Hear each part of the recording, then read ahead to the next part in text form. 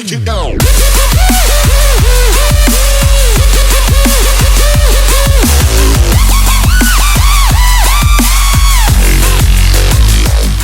Hey y'all, Dirty Distaggio back at you finally with part 2 Pixie. It took me a few weeks to actually figure out Pixie. What's good about Pixie, what's bad about Pixie, is Pixie worth rolling gems for, etc, etc. And one of the best ways of doing that is just going through your quest board with a new hero and just taking that new hero through every single game mode. So that's what I'm going to do here today. And whenever I do get the Expert Dungeon quest, I typically just go to Expert Dungeon 1, and then I go straight to the well, it used to be called Skull Dungeon, but now the Tower Dungeon, or whatever you call it, dungeon with the little blue thing. And I just take them there, I just get that done. Here I'm not really testing out Pixie, I'm just clearing through this quest. And I do like this new quest though, by the way, that uses the Expert Dungeons, and I do like how much mana it gives you. It does give you an astronomical ton of mana, so that's always a good one. I'm just taking you through the Donate Shards quest here. Yeah, Guild Dirty is doing great. It's always pretty full. Pretty tough to get into that one. We're super active. We've been gotten max on Torch Battle for a super long time now. Hero Trials, I just go into it, start it, end it, done, because I just don't think it's worth running the whole, the whole hero trial out. It just doesn't quite make sense there. I'm gonna re-roll that talent there just to get that quest out of the way. That was Santa Boom talent. And no big deal. So I'm gonna run through all these dungeons now. Dungeons are definitely a great spot to test a new hero. So that's what I'm gonna do here. But I did notice I did have 2 expert dungeons that I needed to complete. And so, yeah, I'll go do that one in a little bit. Anyhow, I just like to drop them all over here by Spirit Mage. I do think that is one of the 2 best drops for Dungeon 8. So this is basically how I always do Dungeon 8 if I'm just farming the dungeon or if I'm doing quests. I always do it right there. But that doesn't really tell you like how a new hero works. And so there's a couple other variants here you can do. Now, one of the benefits of Pixie, and by the way, there's not a lot of benefit about her. There's not a lot of crazy good things about her. Is Pixie is a ranged healer, meaning an unlimited ranged heal. You saw Santa Boom just got a heal right there, okay? And that is because Pixie has unlimited range on her ability, meaning it can target enemies all the way across the whole board, and it can heal your team all the way across the whole board. Again, it was a little bit hard to see there, so let me demo this again, and I'll just use 2 heroes to clear this dungeon.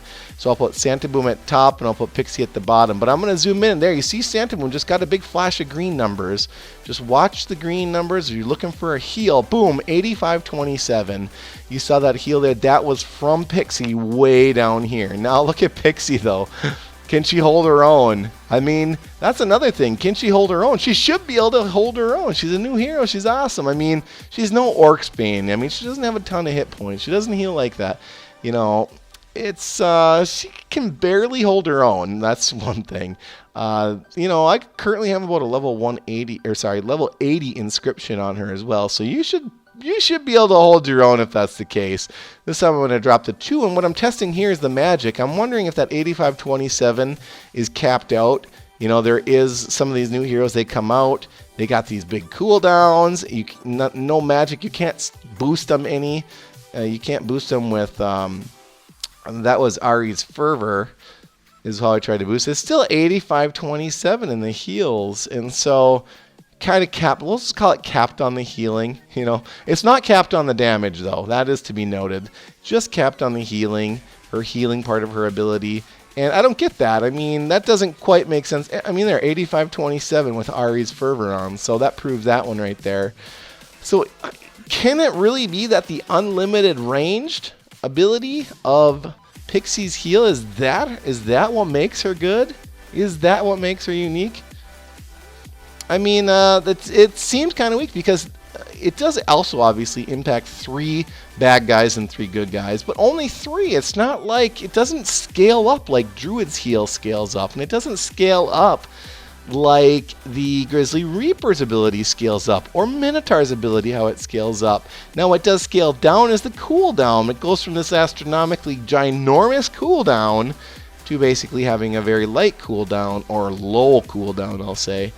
at 9 of 9. I mean, still it will have a cooldown at 9 of 9, and it never impacts more than 3 good guys and more than 3 bad guys. That ability is the heal to the good guys and the damage to the bad guys, like i.e. Grizzly Reaper. And so it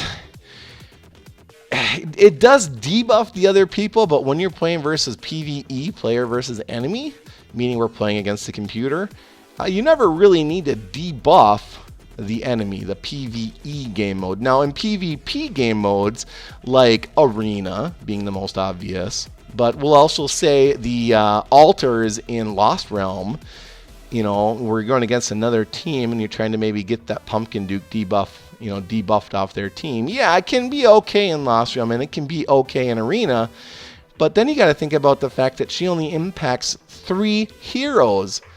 And let's say you're going against 5 and you're trying to get a battle altar win on Lost Realm. Well, that's just it. It's random number generator, RNG luck.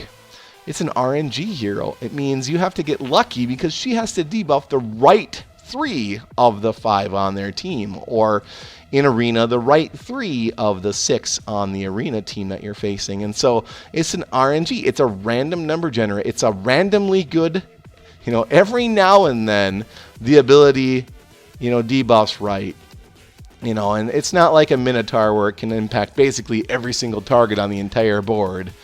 That doesn't fly anyways, you know, or it's not like a Reaper that can impact the whole team, or a Druid that always heals the whole team. You know, it's like Pixie sometimes heals the right people on your team and sometimes debuffs the other enemies. I mean, so in a mode like this where Minotaur, you know, Pumpkin Duke and Cupid are king, where I'm raiding basically. Look at the mana, by the way. Look at the resources there. That's like, whoa, that's 1.8 and 1.7. That's like a lot.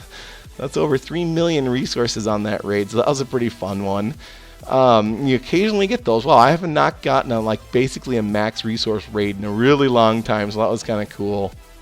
I do sometimes raid at off hours just to get a lot more resources, so I do highly recommend doing that, raiding on off hours if you are trying to max out your inscription levels. One thing to note when I do raid against other players, I just hate Vlad Dracula. I will ice that sucker down all the time. And, you know, I have basically I basically have no use for gold. And so it does not matter one bit to grab a level 5 Ice Storm every single raid, because I almost always have 4.2 million gold. I'm almost always maxed out. Here's another good resource raid. By the way, whenever you can do this, drop your heroes right next to all their heroes when you're doing a raid. Do that, and just put down your Guardian, Angel, and your Ari's Frenzy, and drop your whole team right there, leading with Pumpkin Duke. That'll get a super quad stack Pumpkin Duke really fast. And I really thought this base looked awesome.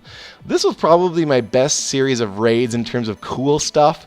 Like, this base looks awesome. So Chubby Bebe, or whatever your name was, that was pretty awesome. So yeah, I'm kind of working through the quests here, and I'm still just doing a bunch of raids, because I did get that one where you got to raid 8 times, I believe it was. So that one sometimes takes a little while to clear through. But I mean, we're kind of learning here. Is Pixie helping us? I mean, I would rather have Spirit Mage there. I mean, I think she's weaker than Spirit Mage in this game mode, for sure, without a doubt. I'd rather have Santa Boom over Spirit Mage. So, I mean, but still, it's about equivalent. You know, I'd say it's half. Pixie's half equivalent to Grizzly Reaper in this game mode. How about that? We'll put it that way. Because the debuffing doesn't really matter when you're raiding. So, I mean, but at the end of the day, you can really grab any 6 heroes to win this one. You know, to raid the PvE, or PvP raids, because of the magic. Because you're Frenzy 5. You know, it's just like you can own them no matter what. So, let's go ahead and clear all these quests.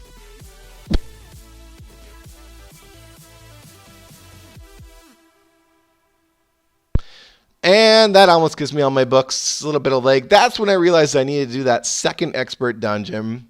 But I will show you here the massive amount of mana you get from that quest. So at first I didn't like seeing that quest, because it's like, oh man, I'd rather just go farm dungeon 8, 40 shard dungeon. And then I started seeing that quest, oh wow, you're getting like 400,000 to 600,000 mana which is nice if you're working on Inscription, which basically you're always working on Inscription, because once you get your main team or your main 10 heroes, let's just say, or 5 to 10 heroes, up to level 80, I just recommend just doing your garrison. You know, you might want to take like a Santa Boom or a Vlad Dracula above 80. There's 680,000 mana on that one. That gets me all my rewards there. And, I mean, from all that gameplay there, you could kind of tell the pros and cons of Pixie. I mean, I didn't do any Lost Realm or anything. But definitely we'll take Pixie in the next video over into Lost Realm and also into the arena. So I'm just going to take you through my inscriptions here. I haven't shown my inscriptions on all my heroes in quite some time, so I think it's probably worth doing that. Now, I don't really use Grizzly Reaper anymore, so that's why the inscription is a little bit lower, but I'm kind of to that point where I pretty much have everything at 80, so in terms of the advice I gave you guys, basically take everything to 80, even if you kind of sort of use a hero as a toolbox hero, like, let's say, Multanic is a good example of that one. Multanic is a good toolbox hero. What I mean by that is a toolbox hero is a hero that's not good in every single game mode. What heroes are good in every single game mode? I would say would be Pumpkin Duke. I would say Cupid, although that's getting a little... I'm maybe starting to change my answer on that, but I'm going to say Cupid for right now. I will say Druid's good in almost every game mode, because not only does Druid heal, but it gives you that big attack buff to your team, that booster, because, you know, Druid's a mini booster too. Sometimes people forget that, but never forget that, because that's one of the most important parts of Druid. And so I would say those three heroes for sure, without a doubt. Just play them in all game modes, and Santa Boom is... I would say Santa Boom is probably ranked higher than Cupid. I would say Santa Boom is number 3. So I go Pumpkin Duke number 1, Druid and Santa Boom I'd sort of tie for number 2, and then I put Cupid down at number 3. I'd say those are, in terms of all game modes, awesome heroes. And here's my Pixie, Revitalized 3. I got Petal Dance there at 6 and 9, I want to say it was. And Inscription's up there to level 80, and I just... I've tried so many talents on her too. She's just a tricky hero to figure out. And, you know, I think maybe we'll learn more in the next video, which is going to be Lost Realm and Arena. So let's go ahead and do that. And yes, I'm recording every now and then. As always, keep it dirty and dirty up.